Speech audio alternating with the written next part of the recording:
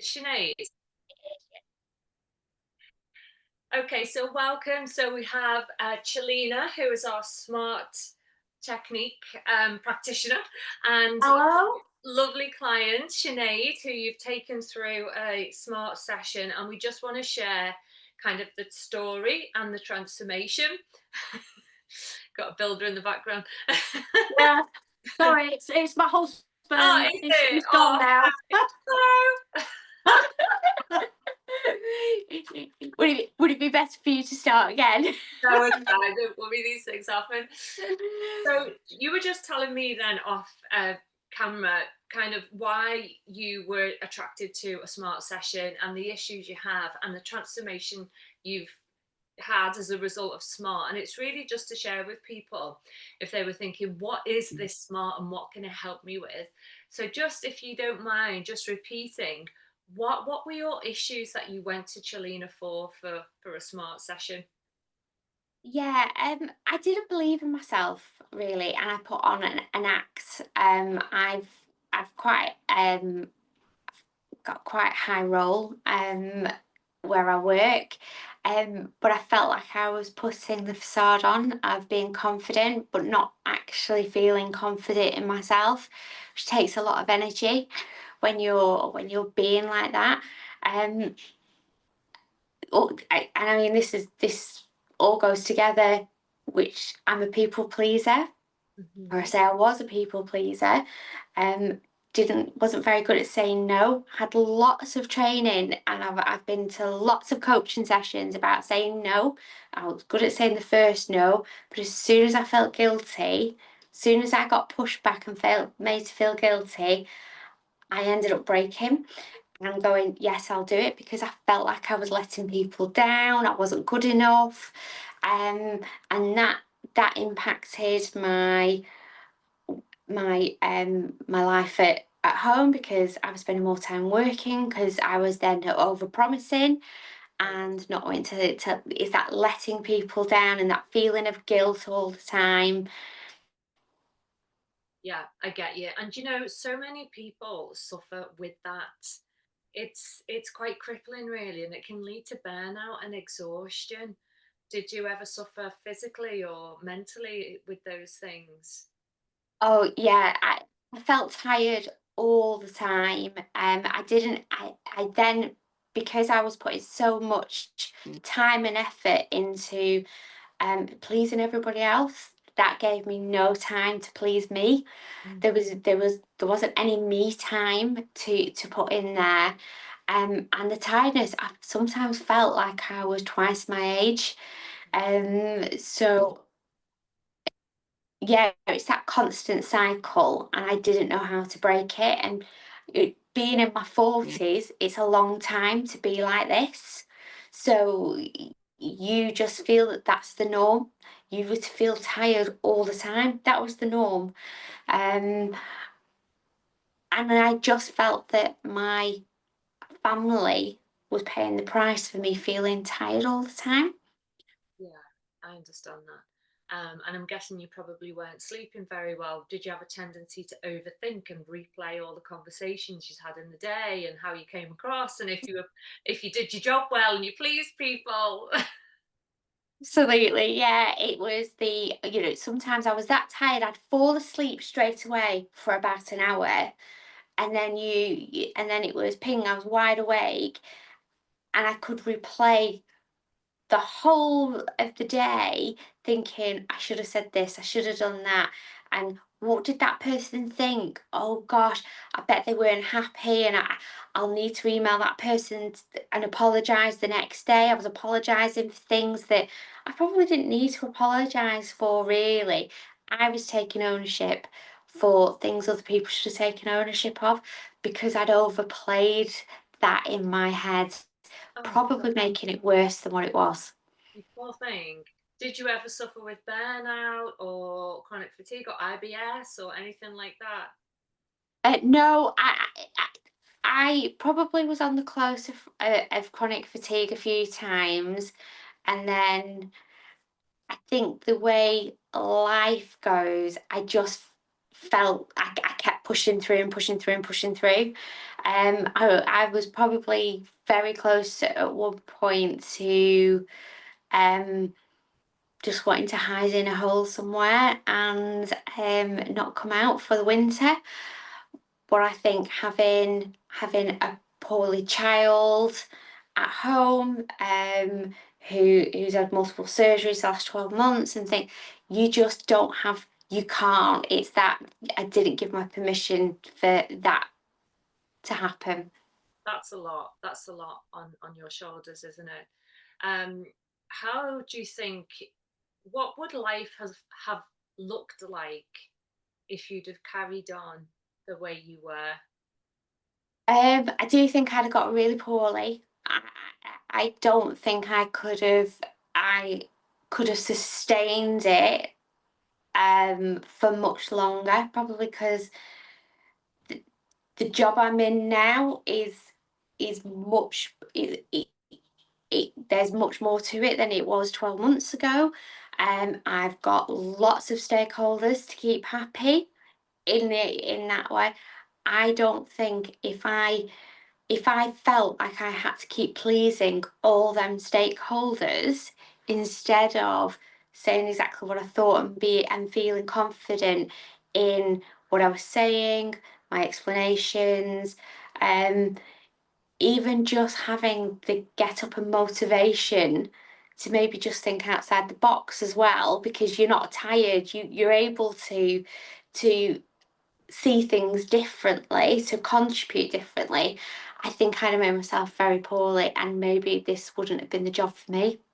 Oh, yeah, and that's quite often the case, isn't it? We get to we have a window of tolerance, and once we exceed that window of tolerance, our nervous system will just put us on our bums and force us to take the break that we've been desperate for so long and not listened to. So, when you found out and obviously heard about what Chelina was doing, I guess you thought this smart technique could be a bit of a kind of, how did you feel about it? Did you think it was going to work? What was your Being quite open minded, I immediately said, "Oh, I'm really interested in that." Yeah, you did. And I think being me made a joke about, Yeah, you stop me did. being a people pleaser. We were in for a winner. Um, so I was interested straight away. I was a little bit, I'm going to say I was quite nervous the Yeah, day of, yeah. because I was a bit nervous. Oh, I wonder what the memory will be. I wonder what will come out of it. It was the weekend as well, wasn't it? It was the whole We had the weekend. weekend to think about it as well. So yeah, I would say I was excited. I could see how it could make a huge difference. A little bit not sure how it would work until it was done, but I could see the difference in you, because you've had it done. I could see huge differences in you and thought, oh, even if I could have just a little bit of the change that you had, it was worth doing. Um, I did not expect the change that has happened, and a little bit of me keeps, it keeps thinking, am I going to wake up tomorrow and am I going to be back to that person? But you know, little joke, I do my little superwoman pose in the morning. Yeah. I do my little superwoman pose in the morning. That's what I call it. And think about all the things in your voice. Chelina's voice is amazing, so she, sticks in my head all the words that you said, and I think, yeah, I could start today, and I'm going to kick it. I'm going to do brilliant job today, and so yeah, it works better than I thought it was going to work.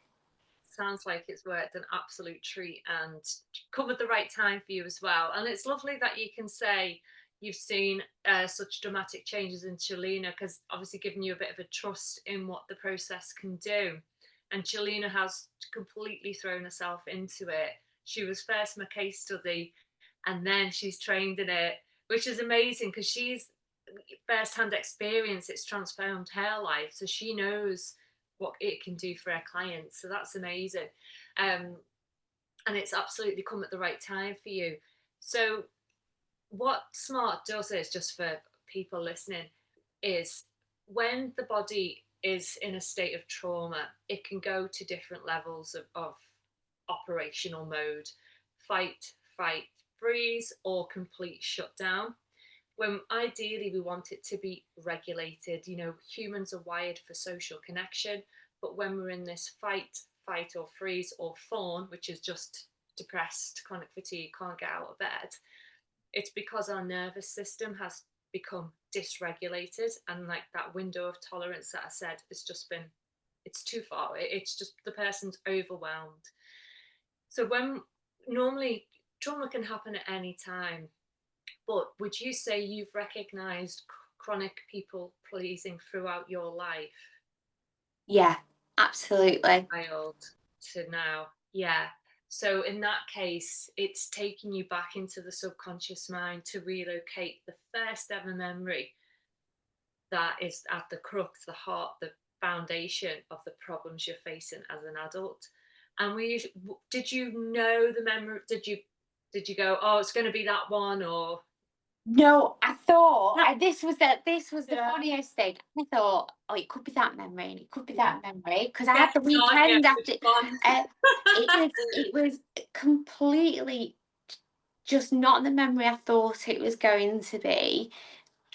But as soon as we were going through the process, it was that memory that was at the forefront. Mhm. And I don't disagree that it was that, because actually when that came up, I went, oh, I can see why it's that memory. And that makes sense, yeah. So yeah, I will say, following the process, when I think of that memory now, it is with a different lens, a different perception, looking at that memory, which is really good. Yeah, I'm glad to hear that, and I'm glad that you brought that up, because um, when we kind of when we're in a pattern of people pleasing, it's for safety, you know, but we're on a loop, and all these external triggers, like people in the workplace, authorities, family members, anybody, these are our triggers that are kind of activating that trauma loop, that people pleasing tendency to happen. And we're absolutely powerless to it because it's so automatic. It's in the nervous system, which is survival led, survival driven only. So of course it has to work instantly for us to stay alive. And that trauma loop is attached to a memory, and that memory can be so old and actually feel insignificant when we, you know, as I think, I would never have guessed all of this problem, this pattern of behavior that I've had for so long has stemmed from this one incident. Because when we look at it with adult eyes, sometimes we're a bit like, wow, I can't believe that has such an impact on me. But it's the one thing that sets up, like Jenga, everything else that solidifies. Oh, I must people, but I must be this, I must be that for other people, I must abandon myself, blah blah blah blah blah. And then when we do the kind of SMART technique, which is a unique method, we disassociate the memory with the emotion. So if those things which are triggering are no longer connected, you're not being triggered. So hence you're not being triggered as you have been for the last however many years, because that memory and emotional bond have been removed. So when you think about that memory now, you probably don't have the same emotional attachment to it, do you? No, I have to say, it doesn't feel like that memory is centered around me. Yeah. Actually, it feels like I'm looking at that memory, I'm looking at a younger version of me, but also understanding some of the things around it as being older and wiser, why things happened. Yes. So yeah, there isn't the I don't feel the upset, all the things that, that sick feeling, that's not there when I think about that memory. And that's really, really cool. And what it sounds like has happened, we've been able to actually move the memory from being stored in the emotional part of our brain to the prefrontal cortex, which is our rational adult thinking mind. So maybe some of the things you're saying, I'm thinking, okay, she's able to rationalize that as an adult now, which means it's actually moved the memory and you can process it then. And even though in the session I said originally when I was upset when we were talking about it, with that emotion, Very. I went, rationally I could I could put some rationale behind it, but the emotion was too much to overtake it. So yeah, that emotion isn't there now. Yeah, amazing. Well done. So, just some of the things now that we said off camera that you're noticing about yourself, which have kind of completely, you've done a 360. So, you've described how you were, which was in this chronic state of people pleasing, affecting your sleep, making you feel exhausted, not having any time for family, and completely abandoning your own needs to the point where if you'd carried on, you would have probably been seriously ill and not been able to sustain the job and the role. So where are you now? Do you know what? Life, it feels really good. I mean, I feel like I'm more motivated now than I have been for years. Ah, that's so nice. So Well done, Chelina. That's amazing. you've done good. It's not me. But I feel more motivated than I've done for years, in a way of, I'm excited to get up for work in the morning. I'm excited to do things with my family. I think I was so tired and having that fatigue. I wasn't excited about being part of certain teams at work. Um, or I was excited, but I was too tired to actually really think about all the things I could do to make a difference. So yeah, so I feel, in some ways, I feel years younger than I did. Amen to Um, that. I don't look it, but I feel years younger. Um, yeah, there just seems to be, I feel like I'm smiling a lot more without being putting the act on of smiling. Um, I I'm going on to meetings not feeling like I need to take a big breath before I press join on the, sometimes you dread going to that meeting because you think, oh, I'm going to have to put on a pretend me, which takes more energy. Don't, it's been, it's been a real joy to be part of certain things at work. Um, but it feels like I've achieved a lot more as well, not just at work but at home. There's been more motivation when you finish work at the end of the day. You've wanted to go out for a walk. You've wanted to do things that just have slipped by really easy when life takes over. Yeah. And you said as well that you've been able to say no in a nice, healthy, happy way. And you've not felt that bloody dreaded guilt over it either. Yeah, no, I've not felt the guilt even when I've been pushed to retract my no, because it's been difficult for people to You realise that see? when I say no, it's no. Yeah. They've been so used to being able to push me or going, oh yeah, but you'll do that. But it's like no. Either, but if you want me to do it, then I can't do that as well. It's been a lot firmer, but in a confident way. And I've not finished and logged off and then doubted myself. Yeah. I haven't. I've been sleeping better. I've not been going back over meetings in the day thinking, well, maybe I should have handled that slightly differently. There's been none of that. The end of the workday is the end of the workday, and then you have time for your family and for me. And How but lovely. it's good. But I also think there is still potential to improve even more. Definitely. Yeah. So yeah. Always, there's always room for more. And you know what I'm witnessing at the moment is, yeah, we peel back the layers because it can only happen in layers that you're ready for. So we peel back the worst layer, and the worst layer is the one that's plaguing you. Basically, it's the biggest, you know, thing that is, you know, it's in your face every day. It's, you know, you've identified so strongly with people pleasing or whatever it is, and you know it's running your life for you. You don't feel like you're in control at all, so you get that control back. But then there might be a part of you that goes, it's weird because what I've witnessed is people, when they let go of an identity that they've hung on, that they've had, they just feel that this way of being is the true self, and because they've identified with it so strongly that when they let it go they can feel a little bit lost without it.